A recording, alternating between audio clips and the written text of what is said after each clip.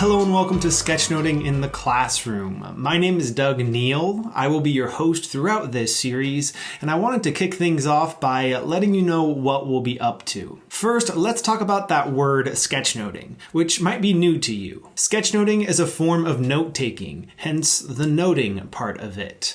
But as you might guess, it involves bringing more visuals into the process compared to typical note-taking, hence the sketch part. The whole idea behind adding sketches to your notes is that it taps into parts of your brain that would lie dormant if you only use words to explore ideas. It's the combination of the two that's most powerful, using both words and visuals while taking notes. That's what will fully light up your brain. What's nice about sketchnoting is that it's not a strict format. It doesn't say you have to take notes this way. Instead, it presents you with a variety of tools for you to choose from and create your own customized note-taking process, one that works well with your learning style and your personality. So for the doodlers out there, your notes might be heavy on the sketches. For those who prefer working with words, you might stick mostly to that, but maybe bring in some diagrams here and there to help you organize those words. And there's plenty of room for everyone in between those two ends of the spectrum. So most of what we'll be doing in this series is introducing you to a variety of note-taking tools and letting you experiment as you combine them in different ways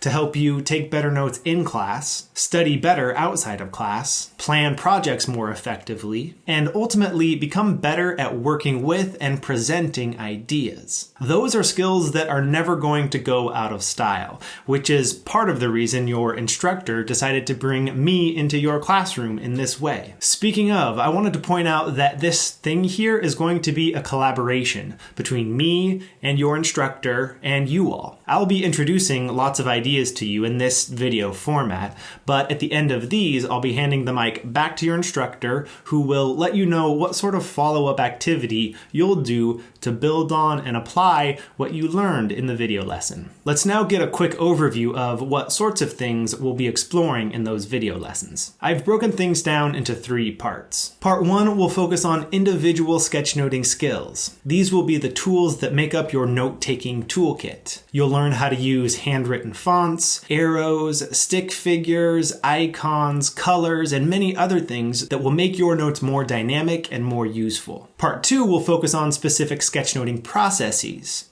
Here we'll start to look at how you can combine the individual tools from part 1 into a cohesive note-taking process. We'll explore things like flowcharts and mind maps and other ways to get ideas out of your head and onto the page. Part 3 will explore how to apply your growing sketchnoting skills to specific subject areas so that you know what tools and processes work best in science class compared to language arts class, compared to math class, and many others. As you explore those different parts, as you watch these videos, and as you tackle the follow-up activities, keep in mind the goal here, for you to find a way of working with ideas that's best suited to your learning style and your personality. My hope here is that the core note-taking skills that you'll be learning and applying via this series are skills that you'll carry with you so that no matter what challenges you face in the future, be it in another school environment or at a particular job, or even with your own personal projects, you'll have this creative sketchnoting toolkit to pull from